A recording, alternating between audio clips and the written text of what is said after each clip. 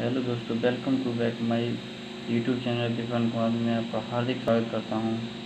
जैसा कि दोस्तों आप जानते हैं कि अभी आगामी परीक्षा यूपी पुलिस, लेखपाल, Delhi police, UP TSS, UPSI में हिंदी का काफ़ी वेटेज रहता है। जैसा कि आप लोग सारे लोग जानते हैं, हिंदी यूपी पुलिस में 30 अंक की आती है और दिल्ली पुलिस में भी, और काफ़ी एग्ज़ाम हुए हैं अभी, आप जानते हैं सारे। हिंदी एक मोस्ट सक्सेस के लिए दोस्तों हिंदी एक बहुत ही महत्वपूर्ण टॉपिक है। दोस्तों आज हम हिंदी का पहला टॉपिक वर्णमाला स्टार्ट करने जा रहे हैं।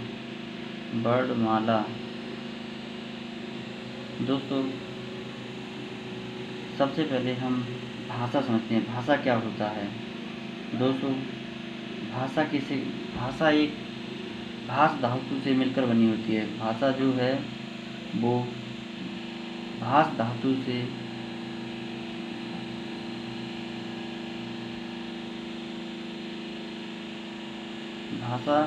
भाष धातु से मिलकर बनी है।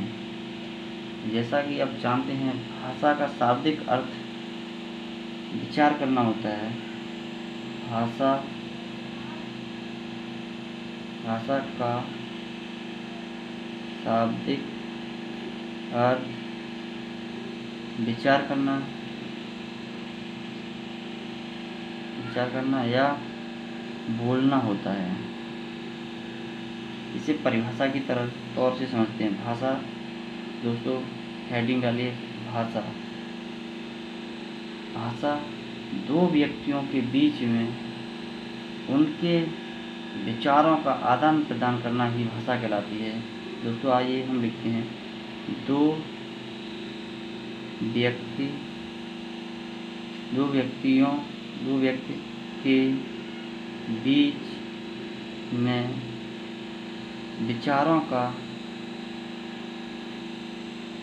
का आदान प्रदान ही भाषा कहलाती है।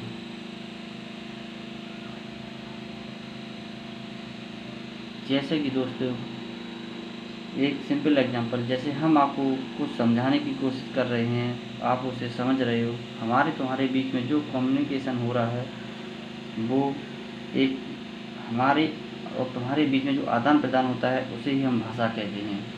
दोस्तों भाषा की निम्नलिखित विशेषताएं होती हैं। दूसरी हेडिंग डालते हैं दोस्तों, भाषा की निम्न विशेषताएं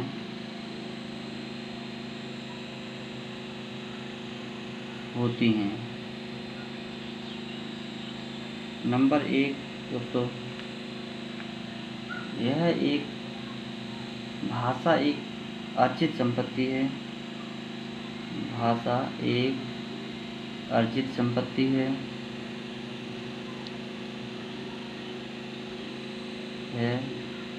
नंबर 2,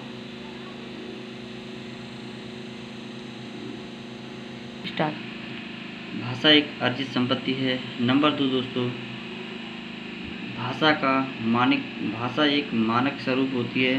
भाषा का मानक स्वरूप होता है। नंबर 3, भाषा का कोई अंतिम स्वरूप नहीं होता है। भाषा का कोई अंतिम स्वरूप नहीं होता है।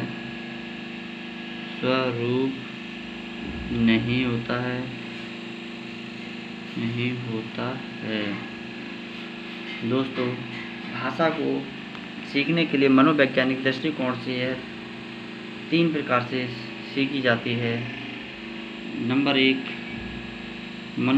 हेडिंग डालिए, भाषा को सीखने के लिए मनोवैज्ञानिक दृष्टिकोण।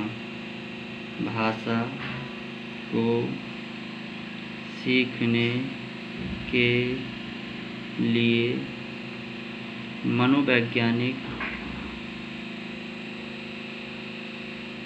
दृष्टिकोण। नंबर 1 जिज्ञासा, जिज्ञासा। नंबर 2 अनुकरण। नंबर 3 अभ्यास। दोस्तों, भाषा का क्रम आइए हम शॉर्ट तरीके से समझते हैं। दोस्तों, अगर भाषा को समझने के लिए सर्वप्रथम एक ट्रिक है।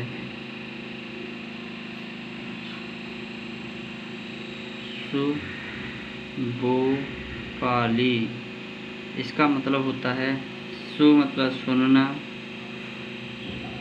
बु मतलब बोलना, पा मतलब पढ़ना, ली मतलब लिखना। दोस्तों, इसका सबसे सिंपल एग्जाम्पल हम समझाने की कोशिश करते हैं आपको।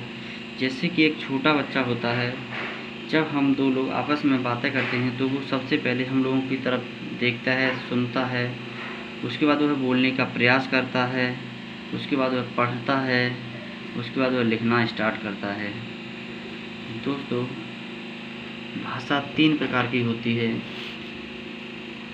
नंबर 1 भाषा के प्रकार, भाषा के प्रकार। दोस्तों, भाषा 3 प्रकार की होती है। नंबर 1 मौखिक भाषा, नंबर 2 लिखित भाषा, नंबर 3 सांकेतिक भाषा। तो इसमें पहली हेडिंग मौखिक भाषा। मौखिक भाषा, मौखिक भाषा क्या होती है? तो इसे बोलकर सुनकर जो दो व्यक्तियों के बीच में मौखिक भाषा। दोस्तों, हेडिंग डाली होगी उम्मीद है। इसे हम पहले बोलते हैं, बोलकर, उसके बाद या सुनकर, जैसे हम रेडियो, एग्जाम्पल के तौर पर रेडियो है, टीवी है आदि। दोस्तों, दूसरी होती है लिखित भाषा।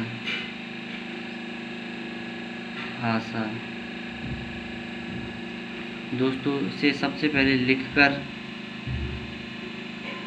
फिर पढ़कर, जैसे एग्जाम्पल के तौर कोई पत्र है, पत्रिकाएं हैं, समाचार पत्र है आदि।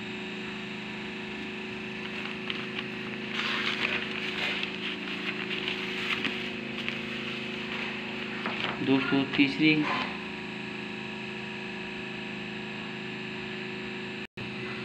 नंबर 3 दोस्तों सांकेतिक भाषा।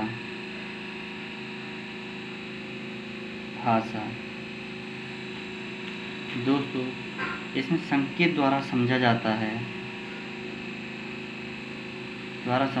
है। इसके एग्जाम्पल जैसे ट्रैफिक पुलिस, एम्पायर होता है। दोस्तों, इससे एक क्वेश्चन बनता है, कभी कभी वह पूछ लेता है कि सबसे सरल भाषा कौन सी है और सबसे कठिन भाषा कौन सी है। तो दोस्तों, सबसे सरल मौखिक भाषा होती है, यह सबसे सरल भाषा होती है, सरल भाषा। और दोस्तों, पूछ लेता है कि सबसे कठिन भाषा कौन सी होती है, तो दोस्तों सांकेतिक भाषा होती है। दोस्तों, यह सांकेतिक भाषा बहुत कठिन होती है।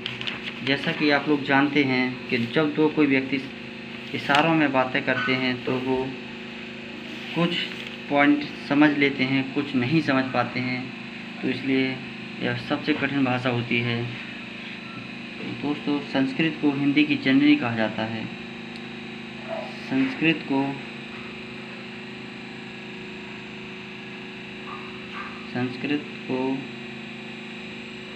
हिंदी की जननी कहा जाता है। दोस्तों, संस्कृत 2 प्रकार की होती है। संस्कृत 2 प्रकार बटी हुई है।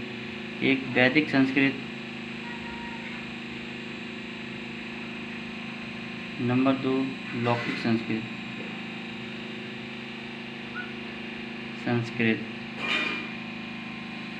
दोस्तों, सबसे पहली हेडिंग वैदिक संस्कृत क्या होती है। इसके अंतर्गत वेद उपनिषद लिखे जाते हैं। सबसे पहले हेडिंग डालते हैं वैदिक संस्कृत। वैदिक संस्कृत।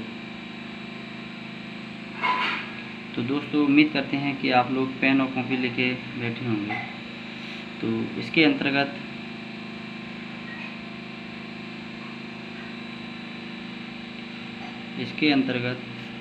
वेद उपनिषद, वेद आते हैं, उपनिषद आते हैं, लिखे गए हैं।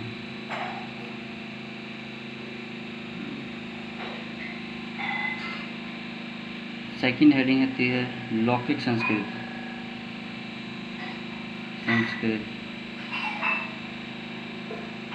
दोस्तों, यह आम जनता की भाषा होती है। यह आम जनता की भाषा होती है। एग्जाम्पल के तौर पर रामायण, महाभारत आदि।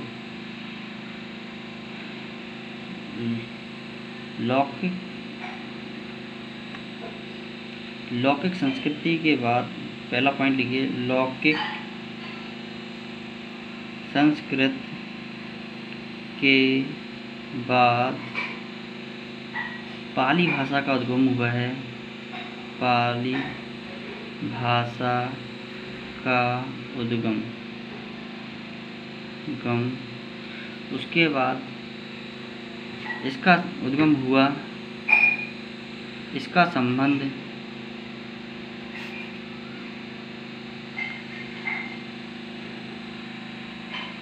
भगवान बौद्ध से है। इसके बाद पाली भाषा के बाद प्राकृत भाषा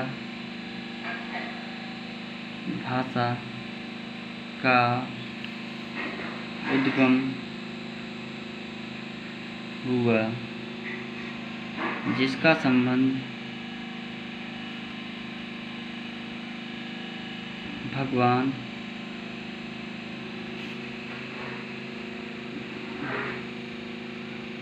महावीर